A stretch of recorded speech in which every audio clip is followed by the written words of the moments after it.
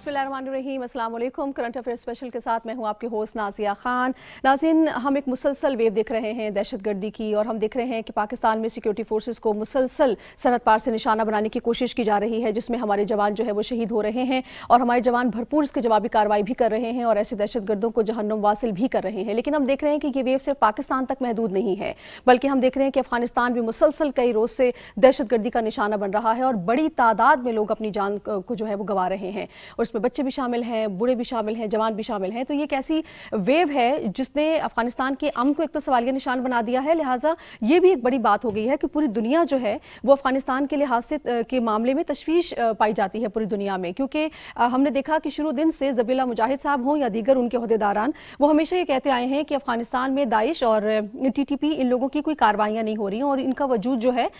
वो हमारे लिए कोई बाइस खतरा नहीं है और ना ही हमारे हमसायों को इससे कोई खतरा है। उसके साथ साथ वो ये भी कहते आए हैं कि इनका वजूद जो है वो ख़त्म हो चुका है, और मुसलसल ये जो बात की जा रही है कि ये लोग यहाँ पर मौजूद हैं, ये महज एक कयासा राई है, इसका कोई वजूद नहीं है। लेकिन जो कार्रवाइयाँ हो रही हैं, जो हकीकत है, जो रियलिटी ऑन ग्राउंड है, वो उसके बिल्कुल बरक्स है। और बहुत से सवालात हैं जो कि जन्म ले चुके हैं। एक तो ये कि जो उनका दावा था कि अफगानिस्तान की सरजमीन किसी भी हमसाया ममालिक के खिलाफ इस्तेमाल नहीं होगी, वो साबित नहीं हो पा रहा। दूसरा कि अफगानिस्तान के अपने अंदर जो अमन है, अंदरूनी इस्तेहकाम है, वो एक बहुत बड़ा सवालिया निशान बन चुका है। ये कार्रवाइयाँ कौन सा रुख इख्तियार करेंगी आने वाले वक्त में, इनके तसलसल हम देख रहे हैं, इसमें कोई कमी आएगी या क्या लाही अमल अपना रही है तालिबान हुकूमत, किस किस्म के इक़दामात उठा रही है, किस किस्म की सोच रखती है इन कार्रवाइयों को रोकने के हवाले से, आज अपने प्रोग्राम में हम सबसे पहले इसी मौजू पर बात करेंगे। फिर उसके बाद हम बात करेंगे कि भारतीय वज़ीर आज़म नरेंद्र मोदी ने गुज़श्ता रोज़ यानी इतवार को दौरा किया मकबूजा जम्मू कश्मीर का। भारत ने 5 अगस्त 2019 के बाद जो मकबूजा कश्मीर की खुसूसी हैसियत को मनसूख किया था, उसके बाद ये उनका पहला दौरा है। और इस दौरे के मौके पर हमने देखा कि बॉर्डर के उस पार और इस पार यानी आज़ाद कश्मीर में भी और मकबूजा कश्मीर में भी भरपूर तरीके से एहतजाजी मुजाहरे किए गए, बैनर्स लोगों ने उठा रखे थे और उसके खिलाफ नरेंद्र मोदी की जो आमद है उसके खिलाफ उन्होंने नारेबाजी भी की और ख़ास तौर पर आलमी बरादरी से ये मुतालबा किया कि वो जो अपना दोहरा मयार है उसको खत्म करे और ये देखे कि मकबूजा कश्मीर की आवाम के साथ क्या जुल्म, क्या ज्यादती हो रही है। उसके साथ साथ उनका ये भी मुतालबा था कि यूक्रेन में जिस तरह की पॉलिसी अपनाई गई है, जो कि रूस के साथ उनके ताल्लुकात यूक्रेन को मद्देनजर रख के अपनाई गई है मामलात, उसी तरह का मामला जो है भारत के साथ भी आलमी बरादरी को अपनाना चाहिए। आज प्रोग्राम में हम इस हवाले से भी बात करेंगे और इस हवाले से भी बात करेंगे कि भारत ने जो करतारपुर राहदारी के हवाले से इल्ज़ाम तराशी का एक नया सिलसिला शुरू किया है और एक और प्रोपेगेंडा शुरू कर दिया है कि ये जो राहदारी है इसको कारोबारी मामलात के लिए इस्तेमाल हो रहा है। पाकिस्तान के जो दफ्तर खारजा हैं उनकी जानिब से इसकी शदीद मजम्मत की गई है और भारत का ये इल्ज़ाम इसको मुस्तरद किया गया है। ना सिर्फ मुस्तरद किया गया है बल्कि भारत से ये भी मुतालबा किया गया है कि पाकिस्तान पर तवज्जो देने की बजाय जो उसके अंदर अपने अंदर जो अक़लियतों के साथ सलूक हो रहा है, जो कश्मीर के अवाम के साथ सलूक हो रहा है, जो वहाँ सिखों के साथ सलूक हो रहा है, मुसलमानों के साथ सलूक हो रहा है, उस पर तवज्जो दे और उसके लिए जवाबदेह बनाए खुद को। तो आज प्रोग्राम में हम इस हवाले से बात करेंगे, लेकिन सबसे पहले मैं तारुफ करवा देती हूँ, मुझे ज्वाइन कर चुके हैं हुमायूं खान, तज्जियाकार हैं। बहुत शुक्रिया हुमायूं खान साहब, आपने ज्वाइन किया। इनके साथ मुझे ज्वाइन कर चुके हैं lieutenant general retired Naeem Khalid Lodhi साहब, दिफाई तज्जियाकार हैं। बहुत शुक्रिया जनरल साहब, आपने ज्वाइन किया। जनरल साहब, एक तसलसल है दहशतगर्दी की लहर में, हम देख रहे हैं अफगानिस्तान भी इससे मुतासर हो रहा है और पाकिस्तान में भी ये वाक़यात तसलसल के साथ हम देख रहे हैं, क्या वजूहात हैं इनकी? जी बहुत शुक्रिया। पहले तो मेरा ख्याल है ये बदकिस्मती की बात है कि अफगान हुकूमत ने जो वादा किया था या जो आज भी वो कहते हैं कि हमारी सरजमीन किसी के खिलाफ इस्तेमाल नहीं होगी या हो रही है, तो वो उस पर पूरे नहीं उतर पाए, अभी तक पूरे नहीं उतरे और उनको इस चीज़ का इदराक होना चाहिए। आपने अपने इंटरव्यू में भी कहा, तो मेरा अपना ख्याल ये है कि अगर अफगान हुकूमत अकेले ये काम नहीं कर सकती तो जो मुश्तरका दुश्मन है जिसमें और मुल्कों की मावनत हासिल की जा सकती है, तो दिस इज़ हाई टाइम कि वो कहें उनको। लेकिन उसके लिए ज़रूरी है कि जो खदशात हैं और जो तहफ़्फ़ुज़ात हैं इर्द गिर्द के ममालिक के, उनको पहले दूर किया जाए। चाइना उनको क्या कह रहा है, पाकिस्तान उनको क्या कह रहा है, ईरान उनको क्या कह रहा है, और अगर कोई ये सेंट्रल एशियन कंट्रीज़ हैं, तो ये आजकल दुनिया आइसोलेशन में आप किसी मुल्क को रख कर आगे नहीं बढ़ सकते। तो मेरा अपना ख्याल ये है कि पहली बात तो ये कि पाकिस्तान को अपने दिफा का मुकम्मल हक हासिल है और अगर वो उन इलाकों को कंट्रोल नहीं कर सकते जहाँ से ये हमले हमारे ऊपर हो रहे हैं, तो हमें पूरा हक हासिल है कि हम उन इलाकों तक जाएं और जो मुनासिब समझते हैं अपने दिफा के लिए करें। अच्छा। और दूसरी बात यह है कि मेरा ख्याल ये कि हमें ये ऑफर करनी चाहिए अफगान हुकूमत को कि ہم آپ کے ساتھ معاہدہ کرتے ہیں, ہم آپ کے ساتھ مل بیٹھنے کو تیار ہیں, اور جو مشترکہ دشمن ہے آپ کے اور ہمارے, ان کے خلاف جو بھی کارروائی آپ چاہیں تو ہم ایک اگریمنٹ کر لیتے ہیں, اور میرے خیال دنیا اس کی تائید کرے گی, کیونکہ داعش کے خلاف ساری دنیا ہے, ISI کے خلاف ساری دنیا ہے, تو ہم اس قسم کے معاہدے کر سکتے ہیں کہ کامن اینیمیز کا ہم مل کر مقابلہ کریں. اس قسم کے ہمیں آگے بڑھنے کی ضرورت ہے. ایک چیز میں ضرور کہتا جاؤں, کیونکہ آپ نے اور لوگوں سے بھی بات کرنی ہے, کہ یاد رکھیے ایک چیز ہوتی ہے فالس فلیگ آپریشنز. تو اس چیز کا پاکستانی حکومت کو بہت خیال رکھنا چاہیے کہ ایسا نہ ہو کہ افغانستان اور پاکستان کے درمیان خفگی پیدا کرنے کے لیے, کڑواہٹ پیدا کرنے کے لیے کوئی فالس فلیگ آپریشن نہ ہو رہے ہوں, اور ایسا نہ ہو کہ را ملوث ہو یا کوئی اور ایجنسی اس میں ملوث ہو. جی بالکل ٹھیک, بہت شکریہ. مجھے عمر صاحب آپ بتائیے گا کہ جو ہم دیکھ رہے ہیں تسلسل کے ساتھ جو واقعات ہو رہے ہیں, پاکستان مستقل یہ افغانستان کی حکومت کے ساتھ بھی معاملات اٹھاتا رہا ہے, کیا وجوہات ہیں کہ افغانستان کی جو حکومت ہے وہ ان کو روک نہیں پا رہی؟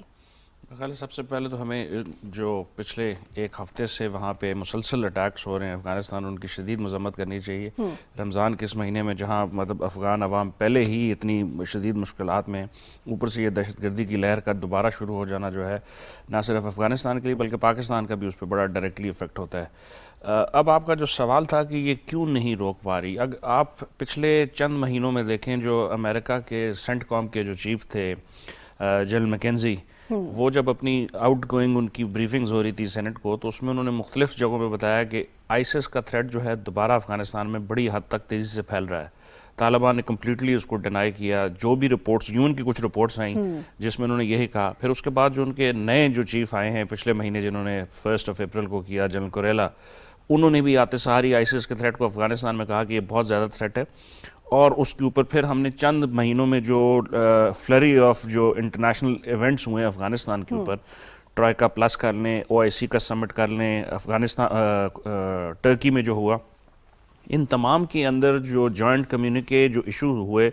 اس میں اسپیشلی ذکر کیا گیا کہ افغانستان کی سرزمین جو ہے دہشت گردی کے لیے استعمال ہو رہی ہے اور طالبان اس کو کنٹرول کریں. طالبان وعدے تو کرتے رہے, رپورٹس جو بھی آتی ان کو فوری طور پر ڈینائی کرتے. ہمارے بڑا اسٹرانگلی انہوں نے کہا کہ ہماری سرزمین استعمال نہیں ہو رہی اور ان کا کوئی وجود نہیں ہے اور یہ کوئی خطرہ نہیں ہے. دیکھیں وہ پولیٹیکل سٹیٹمنٹس تو جیسے ہی جہاں سے کوئی رپورٹ آتی تھی فوری طور پر ان کا جو رد عمل ہوتا تھا وہ یہی ہوتا تھا, بغیر سوچے سمجھے یا دیکھے یا انویسٹیگیشن کیے کہ جی ہمارے یہاں سے ہماری سرزمین کسی ملک کے خلاف استعمال نہیں ہو رہی. آپ دیکھیں 4 مارچ کو جو پشاور میں کوچہ رسالدار میں ہوا, امام بارگاہ پہ ہوا, 60 کے قریب ہمارے جو ہیں معصوم جانیں چلی گئیں, شہید ہو گئے لوگ. اس کے بعد افغانستان میں آپ دیکھیں اگست کے اندر جو پہلا وہ اٹیک تھا بہت بڑا, جس میں امریکن سولجرز اور کچھ 70 یا 80 یا 90 کے قریب افغان جانیں بھی چلی گئیں. پھر کچھ کمی آئی. اب ہم یہ دیکھ رہے ہیں کہ یہ ویو اب دوبارہ شروع ہوگی, اور یہ ویو اس وقت شروع ہوئی جب طالبان کمپلیٹ ڈینائل میں چلے گئے کہ افغانستان کی سرزمین کسی ملک کے خلاف استعمال نہیں ہو رہی. حالانکہ پوری دنیا کے جو مطلب ایکسپرٹس ہیں ان کی رائے یہ ہے کہ آئیسس وہاں پہ دوبارہ سر اٹھا رہی ہے. اور صرف آئیسس نہیں ہے وہاں پہ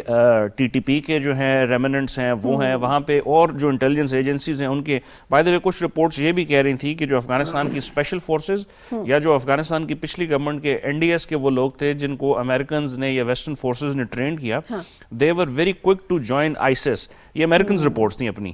تو وہی لوگ جن کو وہ سپورٹ کرتے رہے تھے, ٹرین کرتے رہے تھے, جیسے ہی طالبان نے ٹیک اوور کیا انہوں نے اپنی سائٹ چینج کی اور وہ آئیسس کے ساتھ مل گئے. اور اب وہ جو ہے یا تو پاکستان پہ اٹیکس ہو رہے ہیں یا افغانستان کے اندر مسلسل ہو رہے ہیں. تو اس میں دیکھنا ہم نے یہ ہے کہ یہ افغانستان کی حکومت کب تک اس ڈینائل میں رہے گی. ہم نے ان کی ابیلٹی تو دیکھ لی کہ to react and to act against these terrorist outfits وہ بڑی منیمم ہے. اور اس کی ریزنز بھی ہو سکتی ہیں, یہ ہے کہ ان کے اپنے حالات کو اس طرح نہیں ہیں, لیکن کچھ ایلیمنٹس تو ہیں جن کا ان کو پتہ ہے. فار ایگزامپل TTP کا ان کو یقیناً پوری طور پہ پتہ ہے, کیونکہ یہ وہ لوگ تھے جو جیلوں میں بند تھے. 15 اگست کو آتے ساری انہوں نے جب سب کو عام معافی دی تو انہوں نے ان کو نکال دیا. پھر انہوں نے کچھ کوشش کر کے ان کی نیگوسیشن بھی کروانے کی کوشش کی, جہاں تک وہ کامیاب نہیں ہوئی. تو اب یہ لوگ واپس افغانستان میں چلے گئے, وہاں سے یہ ایکٹس کرتے ہیں, پلاننگ کرتے ہیں, پاکستان میں آتے ہیں, منظم ہو چکے ہیں. مطلب جو آپ پچھلے 2 ہفتے کا دیکھیں کتنے بڑے میسو لیول پہ جو وہ اٹیکس کر رہے ہیں مختلف جگہوں پر کھلم کھلا, کابل کے اندر کیا, قندوز کے اندر کیا, مزار شریف کے اندر کیا.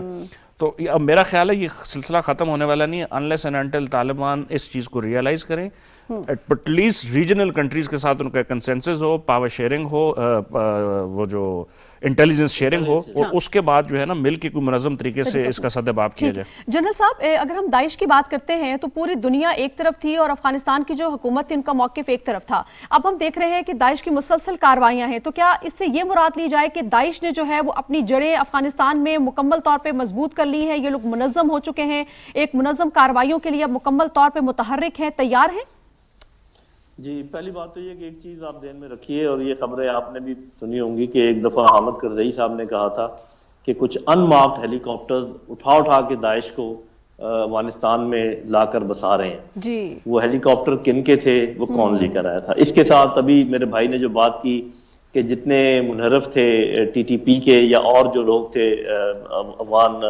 افغانستان کے, وہ سارے جا کے داعش کے ساتھ مل رہے ہیں. تو پھر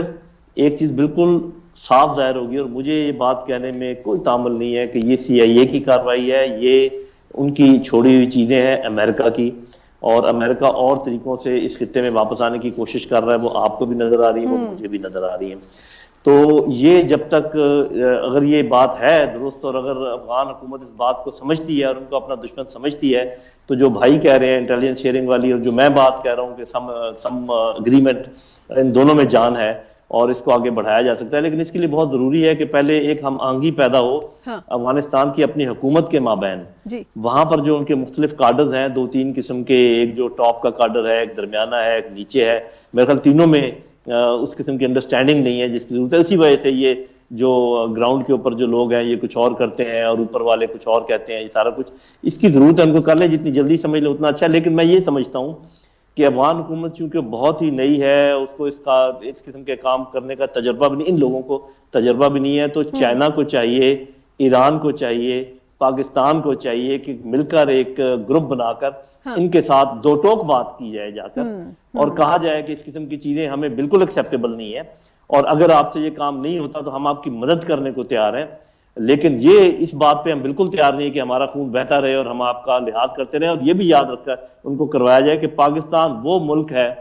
جس نے سب سے زیادہ اس افغان حکومت کی حمایت کی ہے پوری دنیا میں, اور مٹیریل حمایت کی ہے یہاں پر افغانستان میں. جنرل صاحب ایک نقطہ, جی جنرل صاحب ایک نقطہ جو اٹھایا جاتا ہے بار بار, اور یہ کہا جاتا ہے کہ طالبان بے شک یہ کہتے ہوں کہ ان کا 100% کنٹرول ہے افغانستان میں, لیکن 34 صوبوں میں چونکہ ان کے پاس منظم فورس نہیں ہے, منظم فوج نہیں ہے, اور انتظامی ڈھانچہ ان کا مضبوط نہیں ہے, اندرونی استحکام نہیں ہے, لہٰذا بہت سے ایسے علاقے ہیں جہاں پر یہ جو لوگ ہیں یہ روپوش ہیں اور ان کو نہیں پتا کہ یہ کون کون سے علاقوں پہ روپوش ہیں. کیا یہ بھی توجیہ ٹھیک ہے؟ جی, میرا خیال ہے کہ پارشلی یہ درست ہے, لیکن بات یہ ہے کہ اگر آپ کی ول ہو اور آپ کو پتا ہو کہ ابھی ہمارے اوپر جو حملے ہوتے ہیں وہ تو چند ایک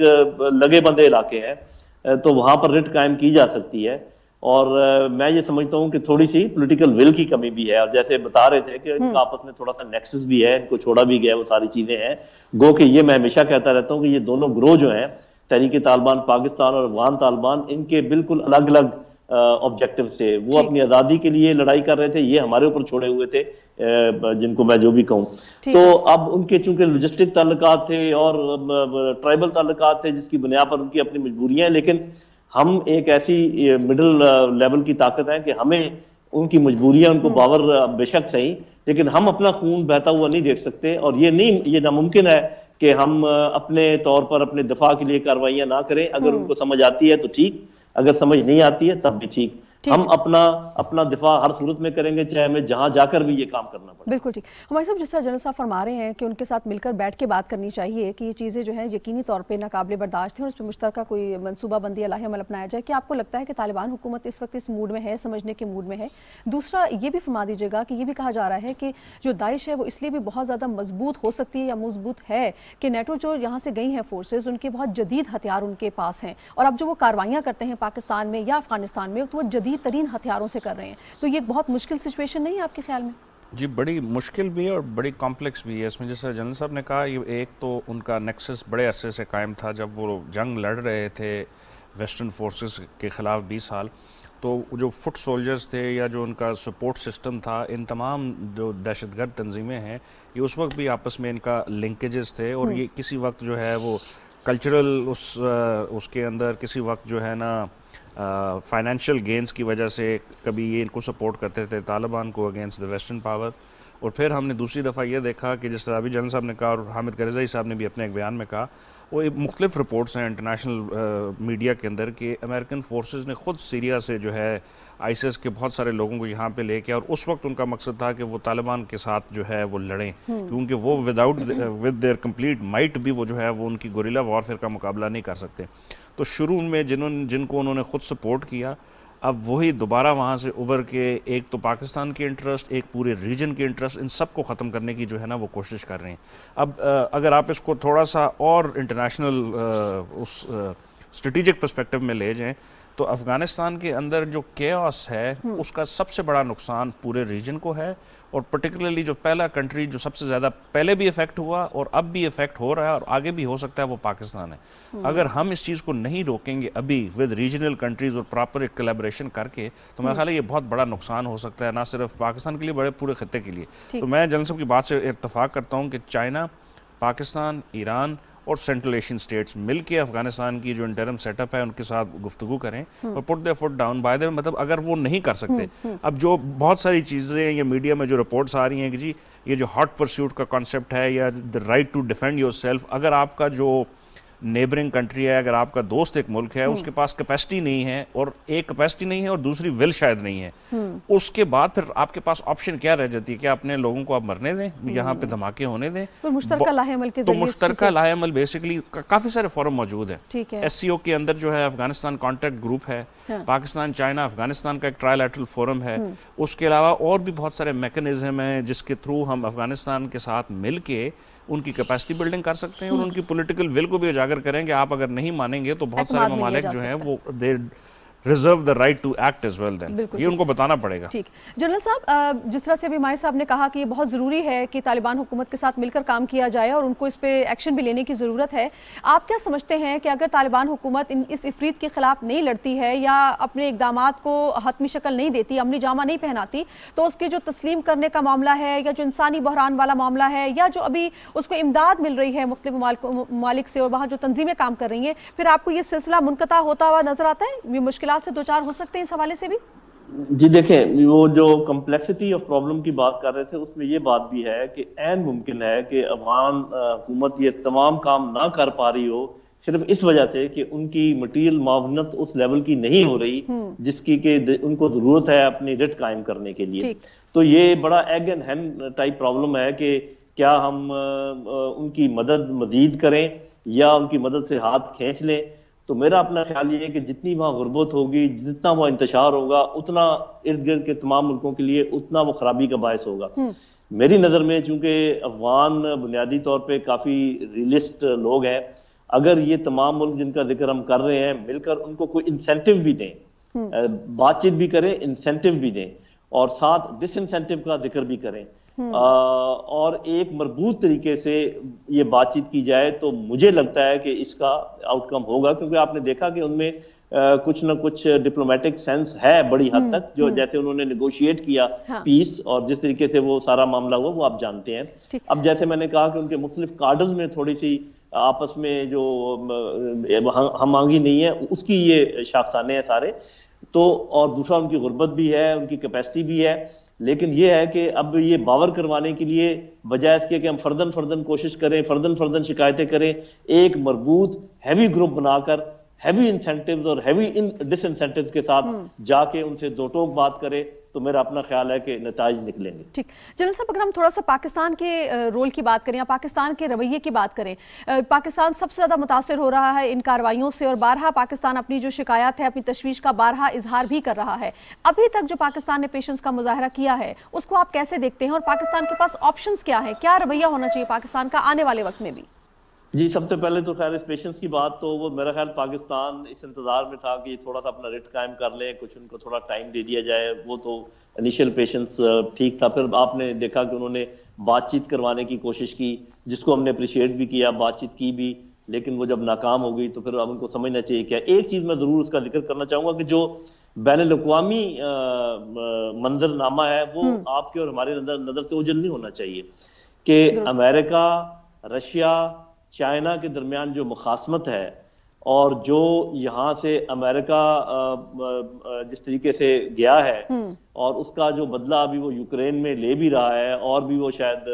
یہ سی پیک کے خلاف بھی کچھ کرے، اور وہ نظر آ رہا ہے ہمارے اوپر 2 مہینوں سے کافی سارے حملے وغیرہ ہو رہے ہیں، تو اس کو اپن آئسولیشن اگر لیں گے نا کہ یہ صرف افغانستان کا اور پاکستان کا مسئلہ ہے تو بات ہماری سمجھ میں نہیں آئے گی. تو وہی میں دہراؤں گا کہ کمپلیکس پرابلم ہے جس میں بین الاقوامی امور کو سمجھنے کی ضرورت ہے، ریجنل امور کو سمجھنے کی ضرورت ہے، اور اس کے بعد پھر ہمارے جو بائیلیٹرل چیزیں ہیں ان کو سمجھنے کی ضرورت ہے. یہ صرف ان آئسولیشن یہ مسئلہ حل نہیں ہوگا. اسی لیے میں بار بار کہہ رہا ہوں کہ جب تک آپ اور ملکوں کو ساتھ ملا کر اور ذرا زور لگا کر یہ کام نہیں کریں گے تو یہ پیسیوٹی سے نہیں، یہ بہت ایکٹیویٹی کے ساتھ یہ کام کرنا پڑے گا، ایکٹیو ہو کر کرنا پڑے گا، اور امید ہے کہ یہ ہو جائے گا. لیکن ایک بار پھر میں جاتے جاتے کہہ دوں، اس معاملے کے اوپر گفتگو آپ کی چند ختم ہونے والی ہو، be aware of the false flag operations. جو لوگ 2 ملکوں کے درمیان رکھنا پیدا کرنے کی کوشش کرتے ہیں ان کی کیپیسٹی بہت زیادہ ہے ہمارے مقابلے میں، یہ چیز ذہن میں رکھیے. بالکل ٹھیک فرمایا آپ نے. بالکل بہت ضروری ہے ناظرین کے جو اقدامات ہیں طالبان حکومت وہ بڑے مؤثر طریقے سے اٹھائے اور اس بات کو یقینی بنائے کہ صرف باتوں سے نہیں بلکہ عملی طور پہ بھی اس کی سرزمین جو ہے وہ کسی دوسرے ملک کے خلاف استعمال نہ ہو. تھوڑا سا آگے بڑھتے ہیں ہمارے صاحب، ہم بات کر لیتے ہیں بھارتی وزیر اعظم نریندر مودی کی مقبوضہ کشمیر کے جو دورہ انہوں نے کیا ہے، اور ہم نے دیکھا کہ بھرپور ریئیکشن بھی سامنے آیا. اور کیسے دیکھتے ہیں ساری سچویشن کو، مقبوضہ کشمیر کے دورے کی اور جو ریئیکشن سامنے آیا وہاں کے لوگوں سے؟ ریئیکشن تو جو آیا وہ بڑا نیچرل تھا. اس کا ریزن یہی تھا کہ جو بھارت ابھی سے نہیں پچھلے 70 سال سے کشمیر کے اندر جو اس کی پالیسیز ہیں، پرٹیکولرلی جو مسلمانوں کے اگینسٹ، نہ صرف کشمیر میں بلکہ باقی بھارت کے اندر بھی جو ہے تقریباً 20 سے 25 کروڑ کے قریب مسلمان ہیں. اور ہم دیکھ رہے تھے کہ مختلف ملکوں میں مختلف فیزز میں جیسے ہی بی جے پی کی یہ گورنمنٹ دوبارہ پاور میں آتی ہے تو ان کی ٹاپ لیڈرشپ کی طرف سے جو بیانات جو بنگال والے مسلمان تھے ان کے اوپر، جو باقی مسلمان ہیں ان کے اوپر، اور کشمیر پرٹیکولرلی، تو یہ تو جو ریاکشن ہے یہ بڑا نیچرل تھا. پھر 2019 کے بعد سے جو ان کا یونیلیٹرل ڈیسیجن تھا ایک ڈسپیوٹڈ ٹیریٹری کے، یو این کی ڈکلیئرڈ ڈسپیوٹڈ ٹیریٹری کا، اس کو اپنے اندر ضم کر لینا، اس کے جو پھر اور اس کے بعد جو وہاں پہ مائیگریشن کر کے ڈیموگرافک چینج کرنا. اور پھر یہ بڑے مزے کی بات ہے کہ وہ مودی صاحب گئے ہیں وہاں پہ لوکل جو وہ ہے الیکشنز ہیں ان کو جو ہے ریوائیو کرنے کے لیے. پچھلے چند سالوں سے وہاں پہ کوئی گورنمنٹ نہیں ہے، اس کا ایک اپنا انڈیپینڈنٹ سٹیٹس ہوا کرتا تھا جب سے وہ آرٹیکل 370 اور 35A کو ایبروگیٹ کیا انہوں نے.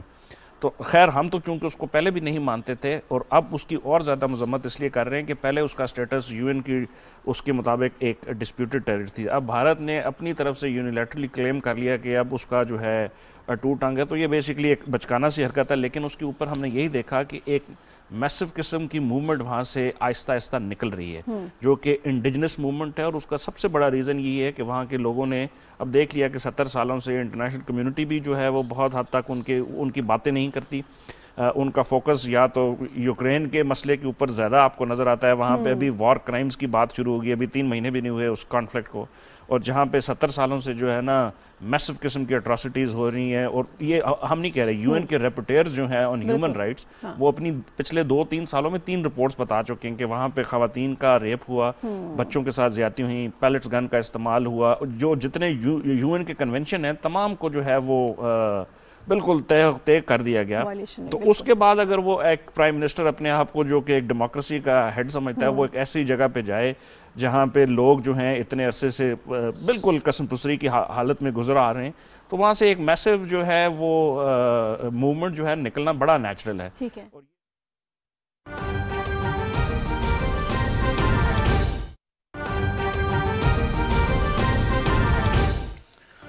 تازہ ترین خبر سے آپ کو آگاہ کر رہے ہیں. وفاقی وزیر اطلاعات و نشریات مریم اورنگزیب کا ٹویٹ سامنے آیا ہے. کہتی ہیں پاکستان مسلم لیگ نون کی ترجمان نے یہ ٹویٹ کیا ہے. مسلم لیگ نون کی نائب صدر مریم نواز شریف کل سے لاہور کے حلقوں کا دورہ شروع کریں گی. پارٹی قائد محمد نواز شریف اور وزیر اعظم شہباز شریف کی ہدایت پر مریم نواز ان سرگرمیوں کا آغاز کر رہی ہیں.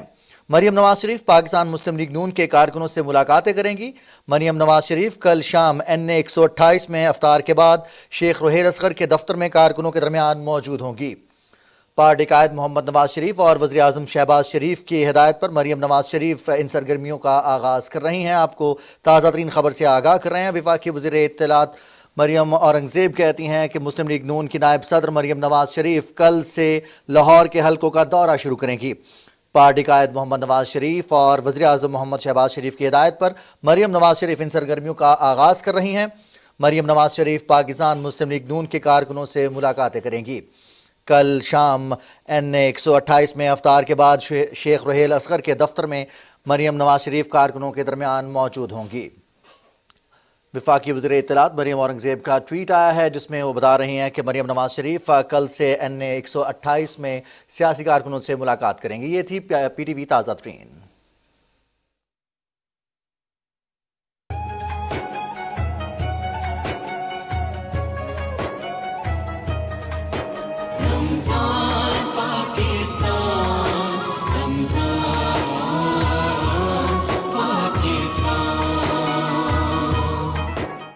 ٹریٹ ہائیجین ریزر اب ملے نئے جدت بھرے چمکدار پیک میں۔ جعلی پیکنگ اور ملتے جلتے ناموں سے دھوکہ نہ کھائیں۔ خریداری کے وقت ٹریٹ ہائیجین ریزر کا نیا پیک طلب کریں۔ ٹریٹ ہائیجین ریزر، پاکی پائیں، پاکیزہ رہیں۔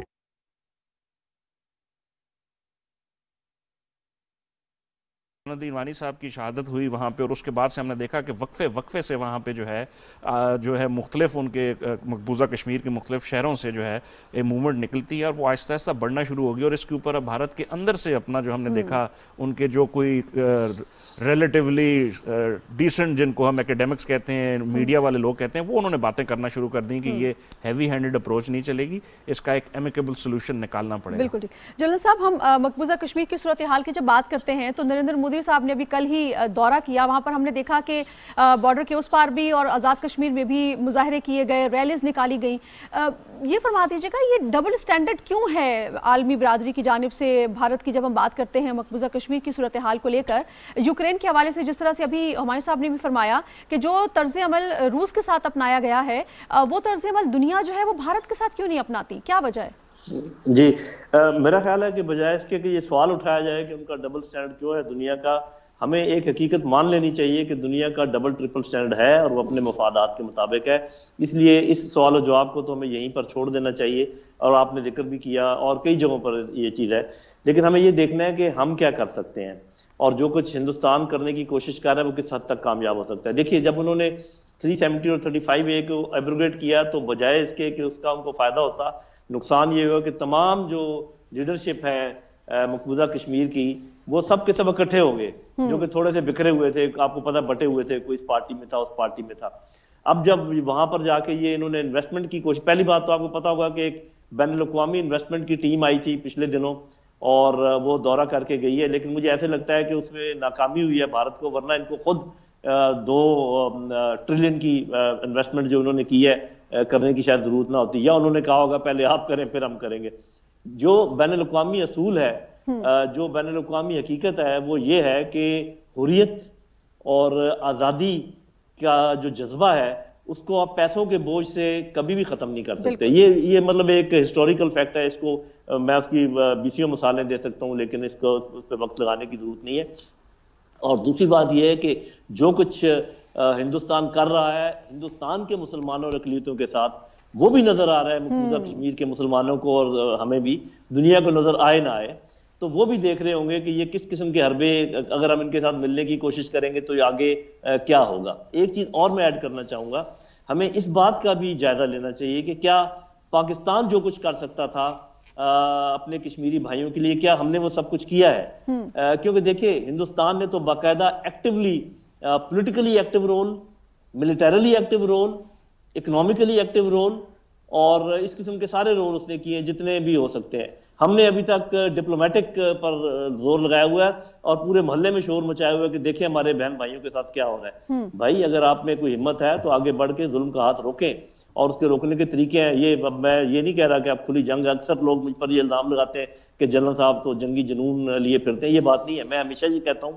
جو کچھ ہندوستان ہمارے ساتھ کر رہا ہے اور وہ کلبوشن کے روپ میں ہمارے پاس موجود ہے، یہ آئے دن جو بلوچستان میں حملے ہو رہے ہیں اس کے ہمارے پاس اس کا موجود ہے، اور جو کچھ اور بھی چیزیں ہو رہی ہیں جن کا میں ذکر نہیں کرنا چاہوں گا،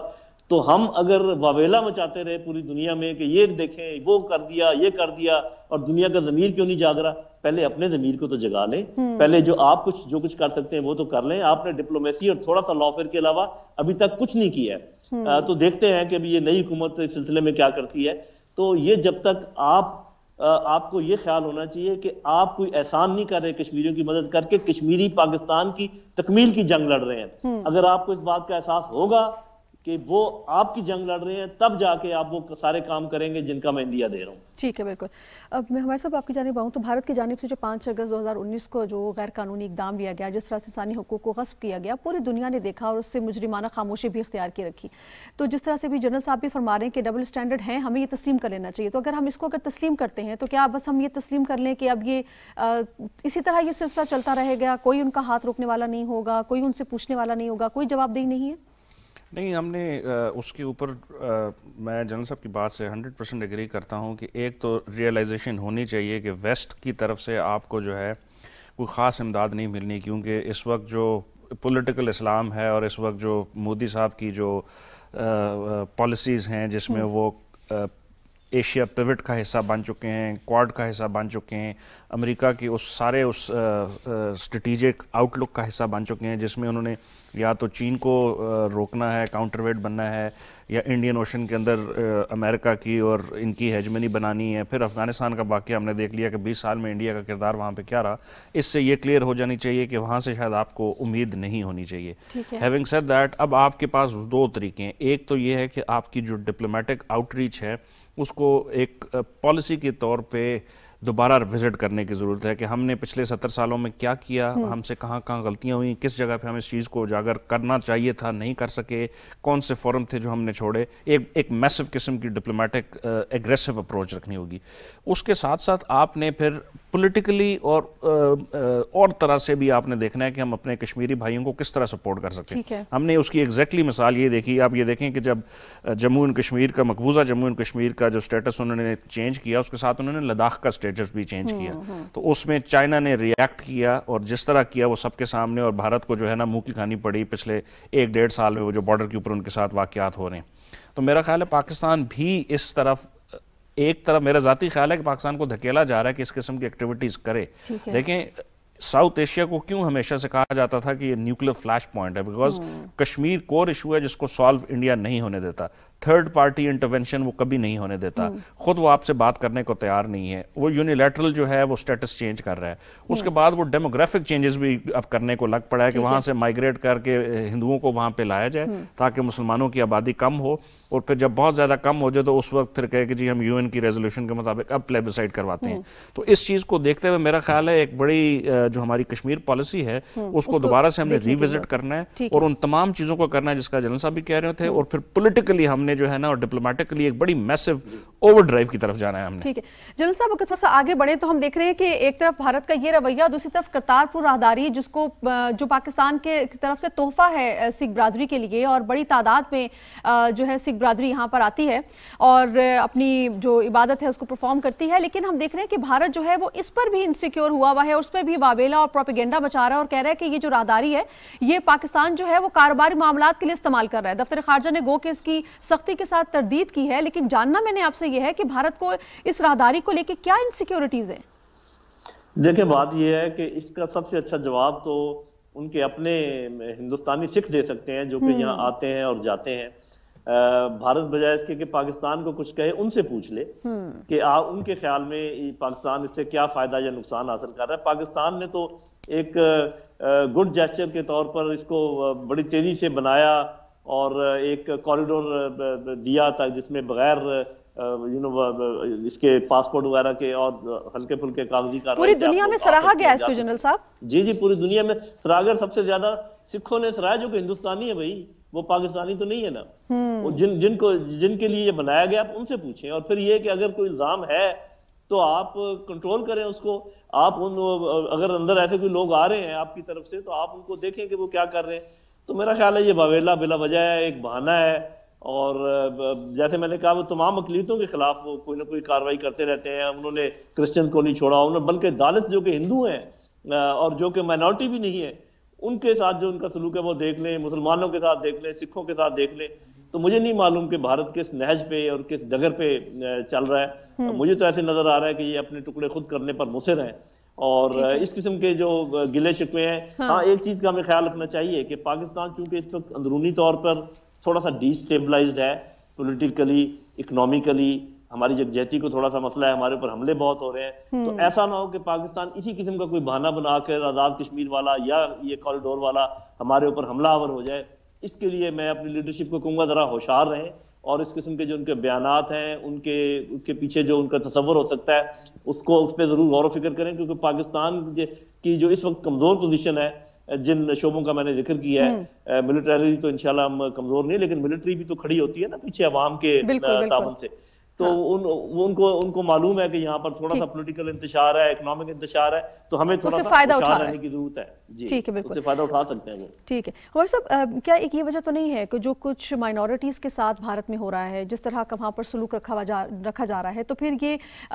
کمپیریزن شروع ہو جاتا ہے کہ جو کچھ وہاں پر ہو رہا ہے اور پاکستان جو رواداری جو عزت یہاں پر سکھ یاتریوں کو دیتا ہے, تو یہ پریشر بلڈ اپ ہو جاتا ہے جس کی وجہ سے بھارت جو ہے وہ انسیکیورٹی فیل کرتا ہے, کیونکہ پاکستان جس طرح سے عزت اور رواداری کا مظاہرہ کرتا ہے اس کی پوری دنیا معترف ہے. سکھ یاتری خود بھی